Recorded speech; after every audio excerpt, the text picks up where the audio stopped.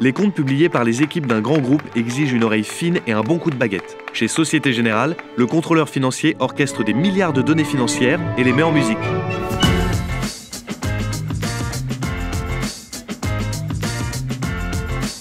C'est le dossier dont je t'ai parlé hier. Concrètement, les équipes comptables retranscrivent dans le langage de la comptabilité les résultats économiques des milliards d'opérations effectuées dans la banque. Je m'en occupe. En tant que contrôleur financier, nous vérifions que les comptes soient complets et conformes pour pouvoir les publier tous les trimestres.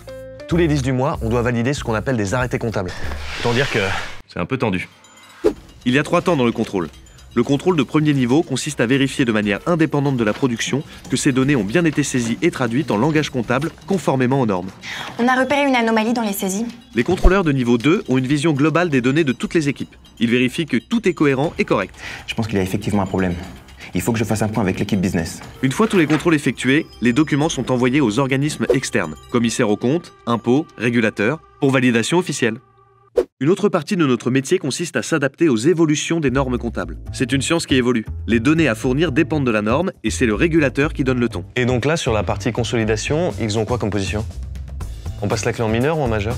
On pourrait croire que contrôleur financier, c'est un métier de chiffres. Bien sûr, il faut aimer ça. La mélodie des nombres, la symphonie des données financières. Mais au final, c'est surtout un métier au contact des différentes équipes de l'entreprise. En tant que contrôleur financier, on forme les équipes à l'évolution des normes et on fait preuve de pédagogie pour faire comprendre les résultats qu'on reçoit. Pour les produits de couverture, moi je voyais bien un tacata, tacata, tacata, ta. Et là, si vous modifiez la partition après coup, ça donne ça. Et ça, c'est moche. Alors il faut qu'on revoie les process ensemble. En ce qui concerne la formation, on se maintient à jour sur l'évolution des normes des régulateurs, les process, outils et business models des différentes équipes, banque d'investissement, banque de détail, trading, Thomas? et enfin sur la partie comptable. Thomas! On doit faire preuve de pas mal de polyvalence. Pardon, je fais un point sur les nouvelles normes de l'IASB. C'est du sérieux. Tu parles fort! Ah bon? Oups.